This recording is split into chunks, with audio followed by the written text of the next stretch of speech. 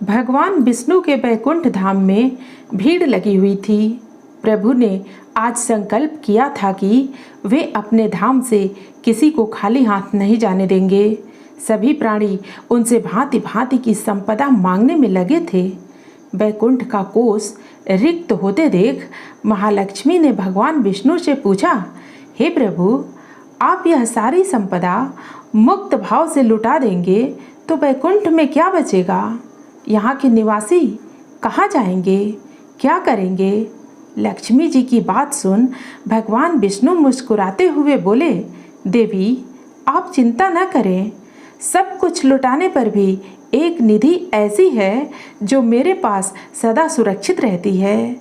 उसे यहाँ उपस्थित नर, किन्नर, गंधर्व, विद्याधर, देव एवं असुरों में से किसी ने नहीं मांगा है। वह निधि मन की शांति है। ये प्राणी यह नहीं जानते कि मन की शांति के बिना समस्त धन संपदा और त्रिलोक का वैभव विलास किसी मूल्य का नहीं।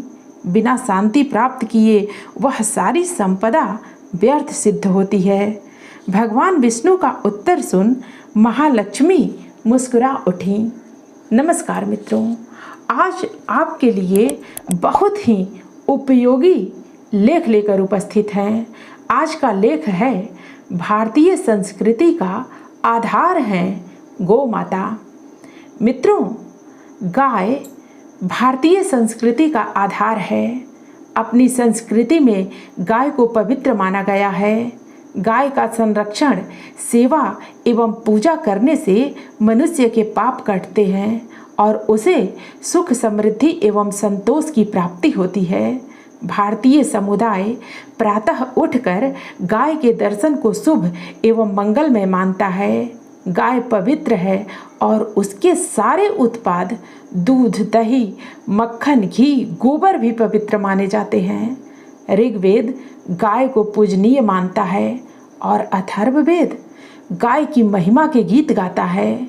अथर्ववेद तो इतना तक कहता है कि गौ के बिना राष्ट्र का तेज शून्य हो जाता है और वहाँ की धरती पर वीर जन्म नहीं लेते। ऋग्वेद की पवित्र ऋचाओं में गायों की सघन उपस्थिति है। ऋग्वैदिक समाज आनंद मग्न था और दर्शन एवं विज्ञान के अनुभवजन्य ज्ञान से अभिपूरित था। ऋग्वेद में कहा गया है, गावो भगो, अर्थात गाय भगवान के समान है। इसलिए हे इंद्र, हमें गाय दीजिए।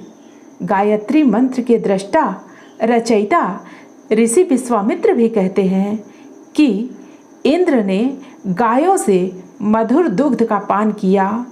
गायें लोक मंगल का अधिष्ठान है। गायों के बारे में बड़ी विशेषता है कि गायों के घर में पदार्पण करते ही घर पवित्र एवं मंगलमय हो जाता है। ऋग्वेद की ऋचाएं उद्घोष करती हैं कि गायें हमारी इच्छाएं पूर्ण करती हैं। उनसे प्राप्त दुग्ध से शरीर पुष्ट होता है तथा मन तुष्ट होता है। दुग्ध अति पवित्र पेय है। यह संपूर्ण आहार के समान है। ऋग्वेद में निर्देश है कि गाय की सुरक्षा के लिए गौशाला बनानी चाहिए। रुद्र संहार के देवता हैं, परंतु अमृत बांटते हैं। रुद्र से प्रार्थना है कि 2 पायों अर्थात मनुष्य और चौपायों अर्थात गायों को कष्ट न हो, गायों को किसी भी प्रकार से दुख न पहुँचे, हिंसक उन्हें दुखी न करें। वैदिक समाज में गाय को परम पूजनीय के रूप में अलंकृत किया गया है। भारतीय जनों की श्रद्धा गाय पर टिकी है। इस महत्ता का गायन ऋग्वेद के 10वें मंडल के सूक्त 19 में किया गया है। यहाँ गाय को उपास्य एवं आराध्य बताया गया है। ऋग्वेद की अन्य ऋचा इमा या गावः सह जनास इंद्र में कहा गया है कि हे गो माता, आप हम सबको शक्ति संपन्न बनाएं। अपनी सुंदर बोली से हमारे घर को पवित्र करें। आप बछड़ों से युक्त हों, हिंसक आपको कष्ट न दें। कहते हैं कि इन गायों को तस्कर हानि नहीं पहुंचा सकते, शत्रु के अस्त्र इन्हें क्षति नहीं पहुंचा पाते। ऋग्वेद में उल्लेख मिलता है कि गाय वाणी को प्रेरित करती है। गाय रुद्रों की माँ है, वसुओं की पुत्री है, आदित्यों की बहन है और अमृत की नाभि है। ऋग्वेद में कहा गया है गाय अवध्य है। वैदिक ऋषि कहते हैं कि एक नहीं बल्कि सहस्र हाथों से दान करो।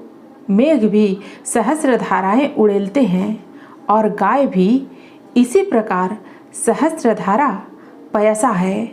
सहस्र धाराओं से दूध देती है। गाय के दूध के गुण को प्रकट करते हुए ऋषि कहते हैं गोभिष्ट रेमामतिम दुरेवाम, अर्थात गाय का दूध दुर्बुद्धि को दूर करता है। गाय परम उपास्य है। स्वयं परमात्मा पवित्रता बनकर गाय के रूप में अवतरित हुए हैं। ऋग्वेद के बाद अथर्ववेद कालीन समाज में भी गाय को उपास्य माना गया है।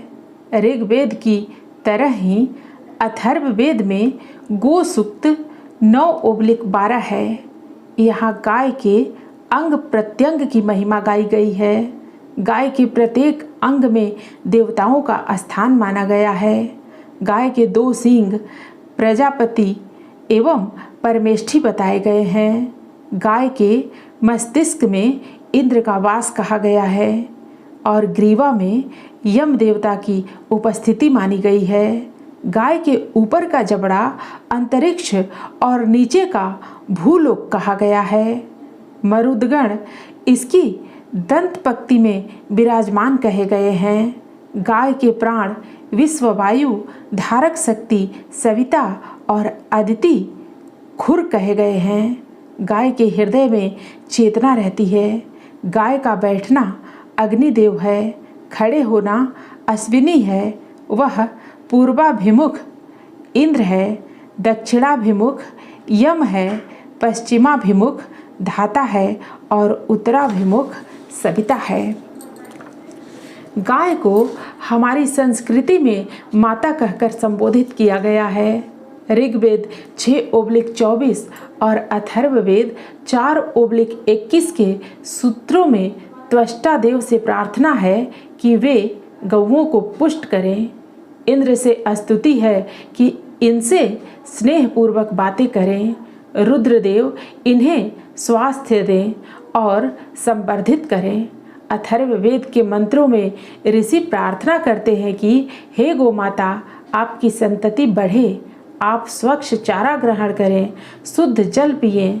ऋषि कहता है भद्रम ग्रहम कृणुथ भद्रवाचो, अर्थात आप अपनी कल्याणकारी ध्वनि से हमारे घर को पवित्र करें। भारतीय परंपरा में गाय एवं बछड़े को देखना शुभ एवं मंगलदायक माना जाता है और बछड़े को दूध पीते देखना और भी श्रेष्ठ माना जाता है। संस्कृत में वत्स शब्द का प्रयोग बछड़े के लिए ही आया है। बाद में वत्स का अर्थ पुत्र हो गया। ईश्वर को भक्त वत्सल कहा गया है, अर्थात ईश्वर अपने भक्तों को ऐसा प्यार करता है जैसे गाय अपने बछड़े को करती है। अथर्ववेद में एक पूरा सूक्त 9/4 बैल वृषभ पर भी है। इसमें कहा गया है कि यह बछड़ों का पिता है। पिता वत्सा नाम, इसे गायों का पति एवं मेधों का पालक कहा गया है। कुछ सूक्तों में इसे बृहस्पति का अवतार भी बताया गया है। वेदों, उपनिषदों, पुराणों आदि भारतीय संस्कृति के संपूर्ण वाङ्मय में गाय और गोवंश की महत्ता का प्रतिपादन किया गया है। समूची आर्य परंपरा गाय को देवता मानकर इसकी पूजा करती है तथा इसकी सेवा करके अपने आप को कृतार्थ समझती है। हमारी संस्कृति कृषि प्रधान संस्कृति है और गोवंश कृषि अर्थव्यवस्था की धुरी है। इसलिए तो कौटिल्य के अर्थशास्त्र में गो हत्या को प्रतिबंधित किया गया था और यदि कोई गो हत्या करता है तो उसे मृत्यु दंड देने का विधान था। गाय के प्रति यह अपार श्रद्धा विश्वास ही हमें श्रेष्ठता के पथ पर उन्मुख करते हैं। गाय हमारे जीवन का अभिन्न अंग है। गाय की महत्ता इस बात से पता चलती है कि स्वयं भगवान श्री कृष्ण गाय चराने जाते थे, गायों की सेवा करते थे। बौद्ध धर्म में भी गाय को माता पिता की तरह सम्मान दिया गया है। गाय हमें केवल देती है और उसके बदले में कुछ नहीं लेती है।